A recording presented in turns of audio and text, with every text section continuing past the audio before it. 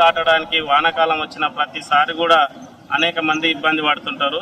ఆదివారం రోజు మైసమ్మకు వెళ్లే భక్తులకు కూడా తీవ్ర అంతరాయం ఏర్పడుతుంది. అదేవిధంగా ఇక్కడి నుంచి పెదకొత్తపల్లికి వెళ్ళాలంటే తీగలపల్లి, జనంపల్లి, బాబాయిపల్లి గ్రామాల ప్రజలు పెదకొత్తపల్లికి వెళ్ళాలన్నా, హాస్పిటల్కి వెళ్ళాలన్నా, గర్భిణీ స్త్రీలను తీసుకెళ్లాలన్నా చాలా ఇబ్బందులు ఏర్పడుతున్నాయి. ఈ వాగు దాటడానికి ఇప్పటికీ 2 డేస్ అవుతుంది, ఇంతవరకు ఈ వాగు దాటనిస్తలేదు. కాబట్టి మంత్రి జూపల్లి కృష్ణారావు గారు కూడా అంతకుముందు మంత్రిగా ఉన్నప్పుడు కూడా ఆయన దృష్టికి తీసుకెళ్తే చేపిస్తామని చెప్పి ఇంతవరకు చేయించలేదు.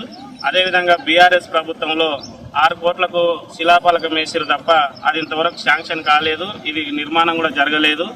ఇప్పుడైనా మంత్రి గారు స్పందించి తక్షణమే ఈ బావాయిపల్లి నుంచి పెదకొత్తపల్లికి పోవడానికి రాకపోకలకు అంతరాయం లేకుండా తక్షణమే మంత్రి గారు స్పందించి దీన్ని వెంటనే పూర్తి చేస్తారని బావాయిపల్లి గ్రామ ప్రజలు ఆశిస్తున్నారు. అదేవిధంగా ఇక్కడ నుంచి పంట పొలాలకు వెళ్ళాలంటే కూడా వరి నాట్ల సమయం ఇది. పంట పొలాలకు వెళ్ళడానికి రైతులు ఇబ్బంది పడుతున్నారు, పశువులు ఇబ్బంది పడుతున్నాయి. కాబట్టి తక్షణమే ఈ బ్రిడ్జి శాంక్షన్ చేసి బావాయిపల్లి ప్రజల చిరకాల వాంక్ష అయినటువంటి ఈ బ్రిడ్జి నిర్మాణాన్ని చేపట్టాలని కోరుచున్నాము.